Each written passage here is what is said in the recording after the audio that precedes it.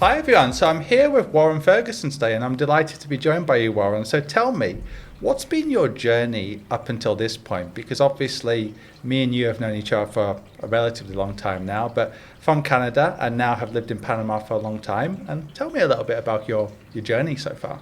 Well, I worked as a financial planner and tax professional in Canada for probably almost 20 years. So I was a certified financial planner, and then my wife and I and two dogs decided after a kind of a career there that we would make the journey to Panama. And so I believe our first arrival here was 2009, and because of the weather and a lot of things, once we arrived, we decided that maybe this was the permanent home. And so in 2012, we made a permanent move to Panama. Worked for a number of years, a little bit of real estate, and did some financial advice. But then every year went back to Canada to do taxes during the tax season, which kind of kept my finger in the pot. So now we spend a little bit of time back in Vancouver each year, and so we go back for 3 months, and we have some clients that we work with, and so we kind of get the best of both. We get the Canadian lifestyle, but we also get a chance to see the Panamanian lifestyle and have blended into the expat community here. Well, fantastic. Now, it's interesting you mentioned you have two dogs, because I can tell you that moving dogs is very inconvenient, right? I'm sure you had the same experience, but they are members of the family. But I'm sure moving dogs to Panama 15 years ago wasn't easy, right? Yes, and we actually have the two have passed since, but we now have a new Panamanian Cocker Spaniel, and we've and so she made her first journey back to Canada, and got so she's a global cosmopolitan dog that knows not only the Panamanian beaches but actually the mountains of Whistler and outside and parts of Vancouver. Yeah, my dog's also very well travelled, but honestly, it was so difficult to actually move him, but we couldn't not move him. But 15 years ago, was it actually harder to move dogs than now, or about the same? Because it's usually an absolute pain in the ass. It was the same, other than at the time then, 15 years ago, there was a language barrier, where that's not an issue for us anymore, and we know, the way that it works, but there's just a process, and you need government approval and some papers, but it's always worked well, and now some of the flights are direct, right. From Canada at this stage, so you're not actually worried about connections through the U.S., etc. You can come, directly in from Toronto or Montreal with the dog, and so it's not a huge problem flight-wise for them. Is there a quarantine in Canada or Panama for dogs? Or there is, but as long as you have the proper documentation, then they'll let you quarantine them at home. Okay, yeah, that's good, because it's something that worries dog owners. It's like they think you've kind of left them or something, and then 2 weeks later you're kind of reunited, right? But exactly. No, that's fantastic. So obviously, you're a Canadian. You came to Panama, and I imagine, I could be wrong about this, but like 15 years ago, if you would have told people you've gone to Panama, I guess the average Canadian's perception maybe has changed a bit. Maybe at the time they thought you were going to like pretty much like a third world or very poor country, whereas now maybe not so much. Is that true or not? Or have the reputation of Panama, has it always been relatively good? I think in parts of people who haven't traveled, but at the same time, some of the areas I was coming into there were flights landing, and it was a very well-known tourist location. So a lot of people were wintering here. There were a lot of Canadians buying property, even back 15 years ago.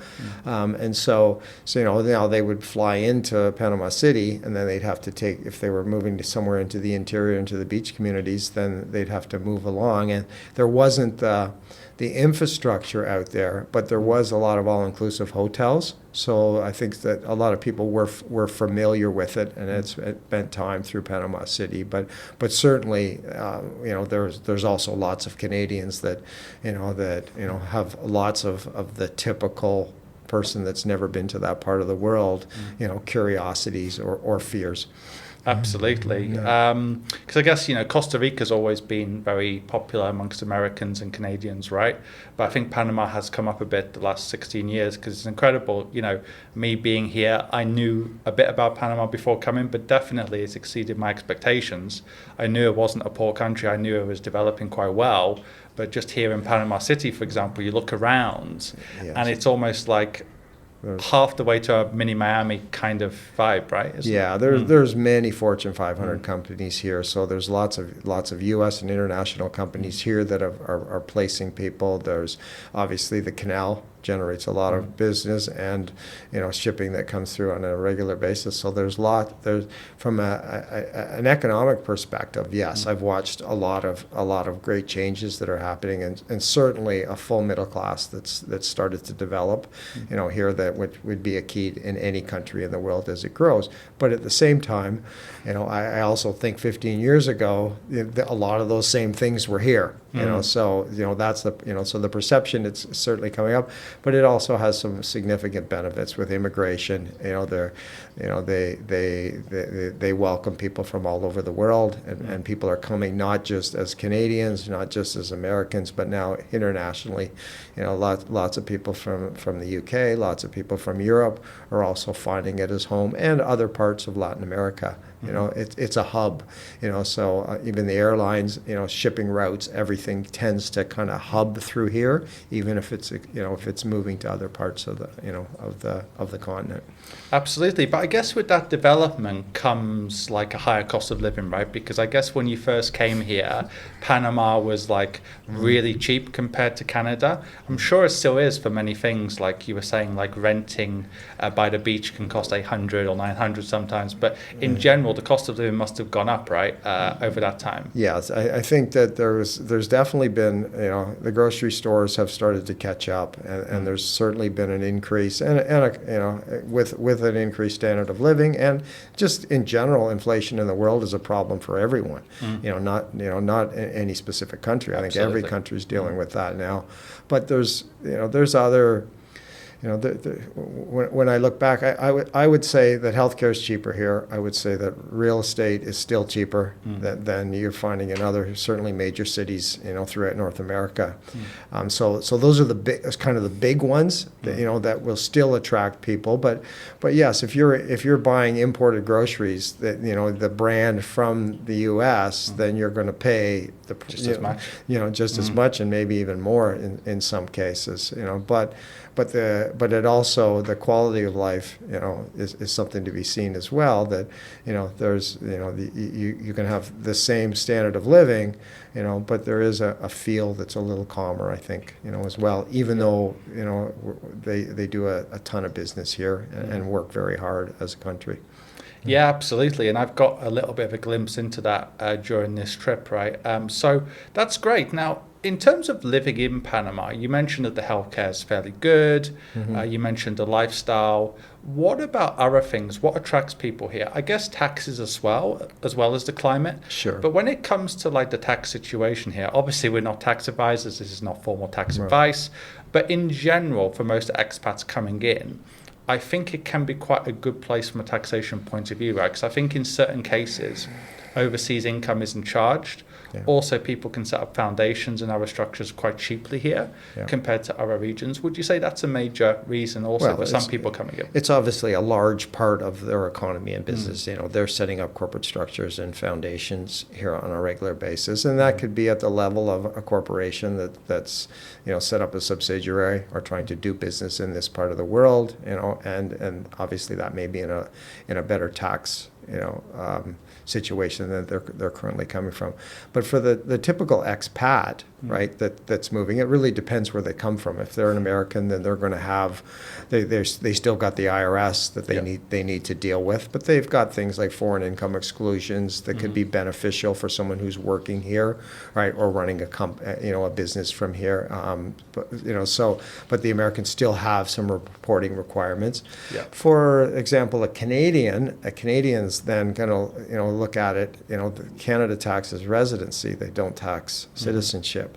So for that individual that moves here, there may be some tax advantage that happens. They're certainly going to have tax in Canada on some of their assets that are still in Canada, with potential withholding taxes as a non-resident.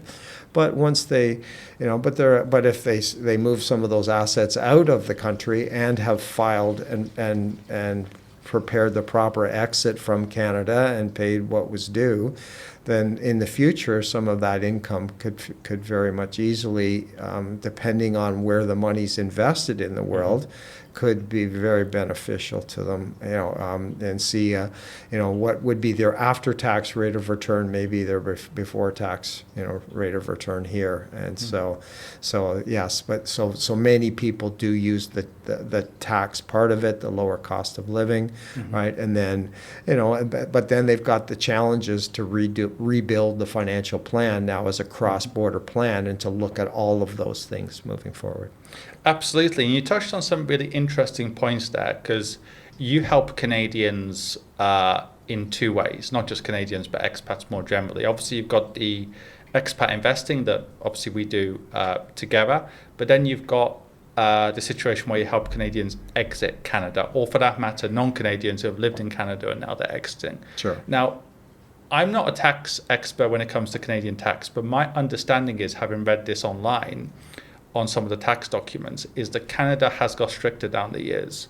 So basically, like, they say, like, if you are, like, for example, keeping your gym membership open, if you're keeping too many ties to Canada, True. You can sometimes now be within the tax net.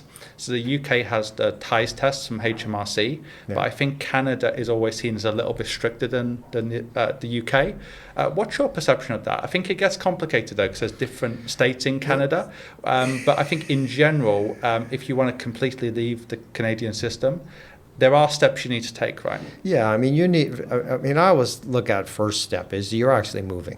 Right, so that you're actually moving here, and it's not, trying to keep one foot, in the country that you're coming from.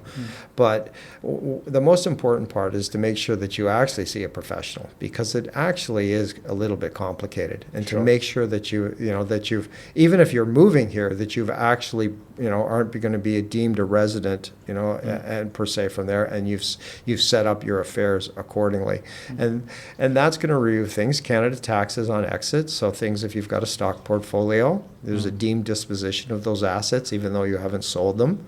And so you've got that to deal with. You've got to factor in withholding taxes. And then you've got to factor in things after you leave, like, is there taxable income due in Canada, and is it advantageous? Examples, an individual that has a pension, right, may pay a withholding tax than as a non-resident. Well, that withholding tax could be as high as 25% in Canada. But maybe if they lived in Canada, their tax rate would actually be lower than the 25%. Well, there's a mechanism to file a Canadian tax return under Section 217 in the Tax Act and recoup some of the money that would be owed back to them, so they can get a refund. But then there's many that don't have, once they've actually exited and paid the deemed dispositions and all of their exits, have no more assets left in Canada, then they don't have a Canadian tax obligation moving forward, and that can be the case in many other places. And then the next step is, where'd you move, right? Obviously, Panama brings benefits because it's a territorial tax system, and they don't necessarily tax, some investment income that's earned outside of the country, and or even, income from other sources that's been earned in other places. But you need to make sure you've set it up. But no matter where you live, then you need to review, including with how your investment portfolios are put together, to make sure that, well, am I following the rules of my new home? Mexico has a tax treaty with Canada, and it's a significantly different, a different circumstance, right? You follow the tax treaty, and there's different withholding rates that would sit in place, but you need to review it. But you also have tax liability to Mexico, where in Costa Rica, they're going to be more similar to Panama, and so there's going to be advantages. So it really is important to look at both places from an estate plan, the wills, making sure your assets are protected, and then what the tax part of it is. And then, of course, the most important part is making sure you've got a financial plan that develops a great investment strategy to deliver you and your family's life goals. Absolutely. And do you ever deal with Canadians who have businesses in Canada and they're looking to exit? Because I guess in that case, some of them, obviously, again, this gets very complicated, but some of them should actually look at, like, giving up management control maybe. So, for example, let's say, you are managing a Canadian business from here in Canada. I guess sometimes that's not the best structure. I guess some wealthy Canadians, they all like have a managing director of their Canadian operation. They'll give up management control and get dividends paid into here. Is that a structure you've come across? Yeah, but there's some that becomes the much more complicated part, and a lot of business owners don't realize that they look at benefits even as they move closer to retirement, that maybe the business is still operating, but their company qualifies in Canada for the Canadian small business deduction that comes on corporations based on on income levels. And so part of the tax planning process in Canada is to make sure you qualify for that lower tax rate. But as a non-resident, right, they actually do not allow a non-resident to take advantage of the Canadian controlled deductions. And so part of those assets on exit could even be deemed that they need to be, so you actually have to address the company, because one, your tax rate may go up, and two, there could be a disposition. So if the company has a significant amount of retained earnings, it almost could change why you would, that you wouldn't necessarily move. Or you're right, you may decide it would be more advantageous to exit the company or dividend the income out. That's all part of the planning process. And then there are other strategies, whether someone's been working at this for a few years, maybe to set up like an individual pension plan in Canada, a retirement compensation arrangement. So there's many strategies that could work in a financial plan, but it's so individual, and that's why you would need a cross-border financial planner that understands the country you're coming from and the country that you're going for to review that, because a corporation in the US would be much different than what I just explained on the on the Canadian side, and so there would be some ways to use a US LLC to an advantage, living here,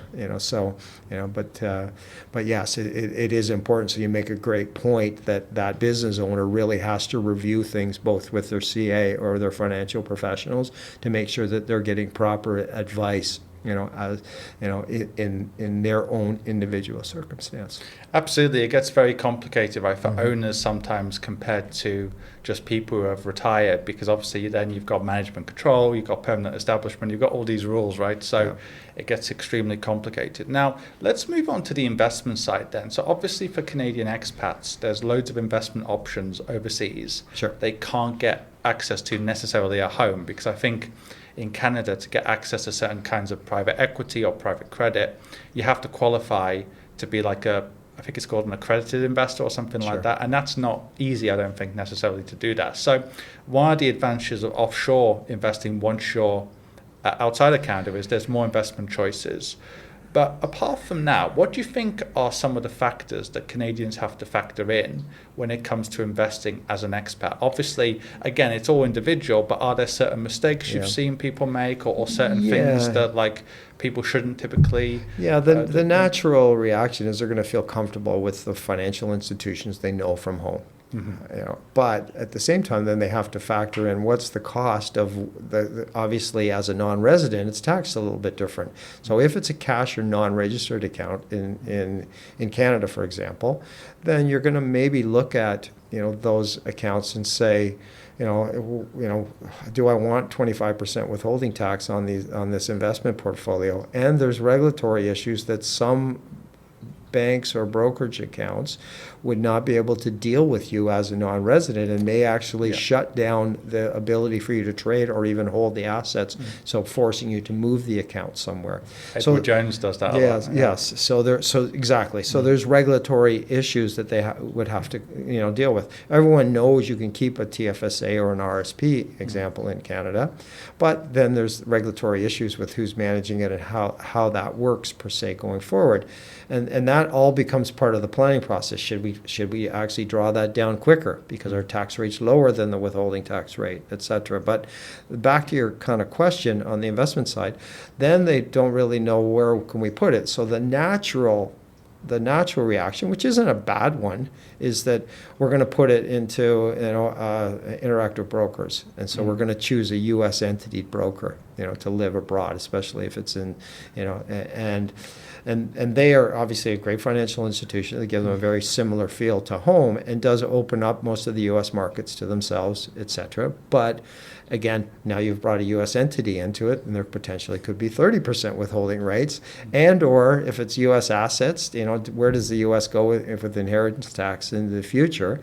But that doesn't mean it's not the right answer for someone, but it's a consideration, as opposed to looking to other places in the world.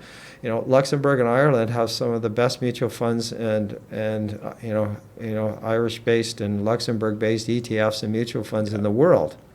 Right? So can I build a portfolio there in addition to what you've talked about with maybe accesses to the new world as treasuries have become more and more difficult to see people make money and retire on it and keep pace with where inflation's going. Maybe that we do want to add some diversification tools, whether that be private credit, private facilities, structured notes, and Europe, Europe Asia rules in some of those areas and gives a lot more options for smaller amounts that you can add and diversify into a traditional stock bond portfolio, all right? And then so along with what you're trying to accomplish, and it is going to be challenging for many people wherever they domicile their investment account to hedge inflation. And so if there's a way to reduce tax, run an efficient portfolio and have options into other investments that people haven't seen, other currencies, other geographic regions, as the world is kind of starting to see investment move a little bit away from the U.S., right, and the reserve currency, and you're living in different parts of the world, then I think that to have a cross-border financial plan in a lot of different categories makes a really good sense. Oh, absolutely. And it's interesting you mentioned those kind of things because people don't factor in things like withholding tax. Also, I think when it comes to some US brokers, you've got a small risk of estate taxes on your beneficiaries. So people have to factor all these things in. But as you say, it's very individual to each individual person. And speaking about that, when people come into Panama, or for that matter, they go to Costa Rica or globally, you spoke about structures before for Panama. Do you ever suggest that clients set up Panamanian foundations? And if so, what kind of people do you think should look at those kind of structures? Is it only people who have got wealth beyond a certain amount, or what would you say when it comes to that? Well, it has to justify the cost, right? So there's going to be fees to set it up, and there's going to be fees to maintain it, whether that's a corporate structure or a foundation here. But at the same time, when you move into a new country from an estate planning perspective, you may look at it as something that's vital, or a vital way to protect your assets for yourself and your family as you move into it. So it certainly has to be reviewed. There could be benefits to holding those in structures, even your property here, and that's 15 years ago that was the way you had to do it, But some of the tax rules have changed in Panama that would maybe not make that as beneficial as it was. Right. But I don't think people realize from their estate planning perspective, wherever you're domiciled with your assets, then they don't necessarily look at, say, a Canadian will or a U.S. will, and will recognize it in the other country, right? Or they can make it much more difficult depending on the amounts. So you really need to make sure that you've kind of reviewed that with an attorney, with a kind of a financial planner that can kind of generate it to make sure that, have we looked at those issues? Do we have named beneficiaries on particular accounts that would make that an easy transition? But if not, then yes, if the wealth reaches a level where the foundation makes some really good sense, then that's going to allow you to really plan things, moving forward. And it's why Panama's well known for corporations, but they're also well known for their foundation is actually a very, very strong foundation / trust, to establish that for people, that may be suitable. But again, it's like anything. A financial plan has to be, you have to talk to someone and listen to the issues and then weigh the costs and benefits to see if that's something that actually would solve whatever your financial goal is. But yeah, absolutely. Absolutely. And you put out a good point there in terms of like estate planning, right? Because some people, they've got accounts in different countries, they've got bank accounts Especially, here, yeah. they've got assets here, they've got properties here, they've maybe got some in interactive brokers or whatever. Named beneficiaries is one of the ways to deal with this, but by the same token, trusts and foundations can allow you to say, okay, even in the event of disability or whatever, sometimes you can have like a plan where you can say, okay, this is what's going to happen. And that's beneficial to a lot of people. And legacy. I mean, like maybe your children have moved to another country. And so they've got other issues, and maybe that could be an issue with those, so to review it all. And certainly, a foundation, if there is a legacy there that you're trying to create and make sure you're protecting your family for future generations, then of course you're going to look at one of the many solutions that may involve, so it's almost like a trust can work in every country for everyone, but you have to look at your individual circumstances to see if it's an international trust is going to be beneficial. But obviously there's a lot of people that come here specifically for that. And then if you're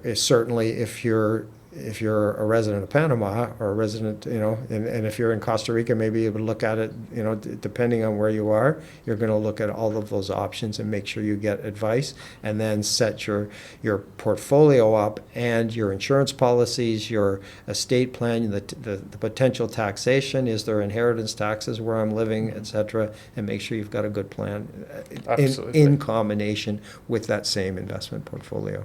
And I think the foundations here, they can own a lot of assets internationally, can't they? Like, for example, LLCs, properties, but obviously it depends on the rules in that country, right? Because if you want the Dubai company or the Swedish company to be owned by a Panamanian foundation, obviously you have to check on that side. But I think in general they can accept most assets on this side, can't they? Absolutely. But then at the same time and that's the mistake. People think they can open that up and that somehow avoids them from wherever the other asset may be domiciled. You have to make sure it fits with what you're doing, and it also has to fit with your residency. If you're living in Canada, it may not make sense. If you're in the U.S., a U.S. LLC works great for someone from the U.S. A U.S. LLC can work for a Canadian living in Panama, but a U.S. LLC doesn't work for a Canadian resident who tries to open one, because governments sometimes will see the taxation of them different, right? And so then it gets back to the individual part, and making sure you've got someone that can actually work with you, that can look at that and say, no, you don't want that structure if you're going to live here. Right, but and it really is dependent. Is this your personal wealth that you're just trying to build your retirement plan, or you've got some business interests internationally that you're so then it's going to be at a different level on how you're going to set up some of those structures, etc. It's all individual, isn't it? Because some people, they might want a holding company, other people, they set up SPVs, and again it gets all very complicated, right? So that's why people need advice. They need to reach out to people who know about this kind of thing. Because as well, people, if they're moving around, because expats are moving around more now, high net wealth individuals are moving around more now, they often need to update their structure. Because let's say you have a Canadian or a British person or whatever who's living in Panama, but now they're going to repatriate back to, say, Canada. Then you've got to factor in, okay, what do you have now? What assets, what structures? Should we change some of those structures, right? Because that's a good point, actually. Let's say someone wants to repatriate back to Canada. I'm sure you have this a lot. Of course. Then you've got to look at it from the opposite angle, right? Because now you're going from a low-tax country in most situations back to a high-tax country, right? Yeah, of course. And then there's disclosures in Canada, especially if some of the assets are still abroad. There's 1135 disclosures where you need to disclose both trusts and any financial assets that are abroad. Over a certain level, and report worldwide income, moving forward. And then typically when you go back, then you're going to set new cost bases on some of the investment portfolio as well. So yes, it doesn't matter where you're going to live. Every time you make that move, then there has to be a consideration, in both, and that goes well beyond, in the end, after all of that planning, it still gets back to of building a great investment portfolio, right? And so owning the right stocks, the right bonds, the right real estate, the right gold, right? And fitting it with what you're trying to accomplish, to make sure your retirement or your personal wealth, will hedge inflation and accomplish the things. And so in the end, I've always maintained that it's still the same process. You still have to go through, if you just were just a Canadian living in Canada, I took you through the same process as I would if I was, but it just gets a little more complicated once you start to add cross-border into it. Absolutely. I mean, the fundamentals are the same. But it's interesting. I'm meeting more people now who just want a plan B as well, from the point of view that, like, of course, if you're a Canadian resident or a British resident or whatever, there aren't the same tax benefits of having an offshore account compared to if you move yourself offshore, you move your business offshore, you do everything properly. Most people know that now. You can't just easily hide money offshore these days compared to like decades ago. But by the same token, there are more people who are thinking, you know what, if I have an offshore account, offshore real estate, I know as a second home or property or whatever, maybe a second residency or second passport. I think more people are starting to think that could be a good option. I guess you get that sometimes as well. Like some Canadians might reach out to you and they're saying, well, we're thinking about moving offshore in a few years. We're not certain, but we just want a plan B. We might actually want to, like, I don't know, have an account in Panama or somewhere else, or real estate here in Canada or Panama as well. Are you finding that more people just looking for options, like a plan B just in case? Yes, a little bit, but at the same time, it's also on the immigration side. Panama is very reasonable and affordable. They have a number of different visa programs, including just a pensionado that's just based on income, and as long as you can show a retirement income, you can have full-time residency in the country. And they've got some friendly nations immigration that allows people to, with a small investment, actually, that's much lower than some other countries in the world. So it attracts people that way that will just have residency so that they can actually stay here, right? And they can drive here and they can do the things that they want. To get to, in Panama, for example, to get to passport, it actually takes quite a while, right? And you've got 5 years minimum to be in the country after, and then to go through that process to get to citizenship and passport. So a lot of times it's just people with residency. They're quite happy, but then there's the other side, that there are certain individuals that for whatever reason want their plan B or second passport. Maybe they travel, for whatever their individual reason would be. Absolutely. But I think with more of my clients, they're actually making the move, and for many, this is their future home. So they're going to, reset their finances accordingly to their future home. And then for some, that maybe it's a 5-year plan, and they will go back to Canada one day. And so then they're going to factor that into some of their decisions at how they how they set it up. But certainly the ease of immigration into Panama is attractive, which is why I see a little bit more of that than maybe some of the second passport countries that are out there that would be through Europe, and that are available. But I think you're right. Both plans would be something that people are considering. Well, yeah, I think Panama, Paraguay, Cambodia, they're often listed as some of the easiest countries to get into, right? Obviously, getting a passport is not the same as just residency, but I think Panama in general, it's not just visas, ease of banking. I'm not saying it's perfect here in terms of like actually how the banks operate, but I think getting an account in Panama isn't that difficult, right? It doesn't take that long in general, compared to most offshore jurisdictions, because like in the Isle of Man or some places now, it can take months, right?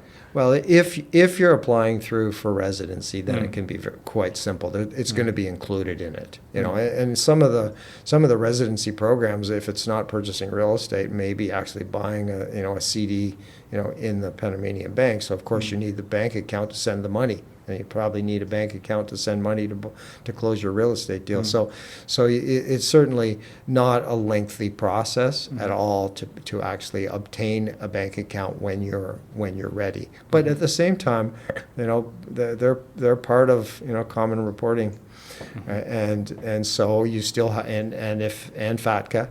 And so Panama's not, they're going to take you through source of money and take you through the same things they take through the offshore, an Isle of Man offshore bank account does as well, right? But yes, it tends to be a little bit quicker and not quite as formal, I don't think. And that's the same as opening up brokerage accounts, internationally. So if I'm opening up a Luxembourg brokerage account, an Isle of Man brokerage account, they actually do, they do a more thorough job than the jurisdictions that are calling them offshore jurisdictions, right? So it's more difficult to get that investment account opened, and more, a harder look at source of money, a harder look at the individual to make sure before they open that brokerage account, versus you could walk into TD Waterhouse in Canada and you'll probably walk out in 15 minutes from wherever you came in the world with a bank account,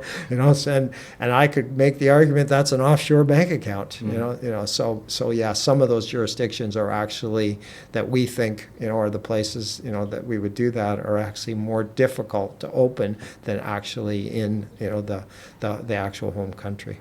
Absolutely. I mean, I think these days there are fewer people who have this misconception, but there are still some people and clients and prospects who think, offshore's the Wild West. There's very little regulation when it comes to banks and brokerage accounts. But that was maybe true in the 70s or 80s. But as you said, these days, say like, for example, a place like the Cayman Islands or many traditional offshore jurisdictions, they're much stricter than, say, the UK, US, Canada, because, there's more kind of eyes on them, so to speak. So actually there's a lot of compliance and so on these days, so it's a completely different landscape. But it's interesting what you said about like the banking being quite quick if you come to Panama and you get residency. What about people who want to buy real estate in Panama and get residency? Is the process quite quick? Because often real estate involves obviously several steps, right? Sure. Would you say it's quite a difficult process, or it just depends on which lawyer you have? Or? Well, it's different. I wouldn't say, and it is a little slower, right? And I would equate it to, I would say, the UK slower. Right, because to Canada. To Canada, right? So, and basically, the realtor in Canada writes the offer. They remove your conditions. And you've got a valid contract. Where in the UK, they've got a long process of before you exchange. Right, and the lawyer then kind of gets involved after you've come to terms that actually and there's no deal until there's a contract. So I think Canadians have that perception. There is that longer process here where it's a little closer to, we've got an offer, but until there's actually a contract that's written, by your Panamanian lawyer to do the exchange. So I would call it closer to the UK than it would be to the U.S. or Canada, in the sense that you can get to escrow in the U.S. pretty quickly, or you can get to Canada, very, very quickly to actually, and they, without getting the lawyers. The lawyers are involved, but not to the same degree that they have to be in like I said, in the UK or here. So that slows it down. The other part is mortgages. So obviously a lot of expats are going to pay cash, right, and aren't going to go through the traditional financing. Maybe they can't qualify, but if there does become a mortgage in place that someone can, then that's going to take a long time, probably. Significantly longer to bring that part of the equation in. But in the end, it's still a fairly smooth process. You just have to. I always watched the expats years ago, and a lot of times the things they'd never do at home, they're willing to do here. So you just have to follow the same steps and work through your lawyer and make sure that you follow their instructions, as transfer of title, would happen here. But yeah, definitely a little slower, but not compared to, say, other countries that have a different process than maybe what someone from the Canada or the US has been used to. Absolutely. And a final question. Obviously, we haven't spoken much about what we do together. Obviously, as we both know, you joined my operation. And if I may ask, what was like the main reason or the main two reasons you joined my operation? Because obviously you've been in investments for a long time, and you had obviously you still have your own operations in Canada and so on and so forth. What made you actually join me? Because obviously there could be some financial advisors in the offshore industry listening to this. Tell me just the one or two reasons why you That's easy. joined. That's so easy for me. It's because in the offshore world, many of the industry is driven by commission, right? Which is different than the way a North American. So someone from Europe, someone from Asia may still be at a stage in their financial life that commissions are generated by financial institutions, right? And Canada's really evolved to a fee-based environment, you know, with full transparency of where fees and costs are. And so then setting up how you do business with clients, obviously if the Canadians are coming through that mindset, then that's what they're looking for out there. And one of the biggest things that you offered to me was the ability to work with my clients in the best interest of the client. Right, and that was what was most important to me, and you allowed that and saw the transition of the business to maybe for someone in North America, they're going to want to do business maybe the North American way versus maybe some other jurisdictions have done it, and then I have the flexibility to run my own business my own way, but also the back office support. That maybe for a financial, for maybe the podcast, audience, that's not as important, but certainly if you're working with us, like, Aaron in your office has always been fantastic. It takes a lot of the workload off of me that allows me to focus on investment and client portfolios and time with the client versus having to, chase things. And you've always had a very great back office system that's made it seamless. And based on some of my experiences in the past, made doing business so much easier. So those two things stand out, And then of course, terms of business with the financial institutions that I wanted to deal with abroad and to continue to help both of us look for new options to expand, what might be right for another client. Absolutely. So, I don't try to tell advisors what their model should be. So autonomy, back office support, lead generation. So obviously we're not perfect, but we try to do what we can for advisors. So thank you so much for joining us today, Warren. It was really interesting. And you're the first guest on from my team. So hopefully the first of many, but thank you so much for joining me. Perfect. Thanks for having me. And everyone else, like, subscribe, and until next time, have a good day.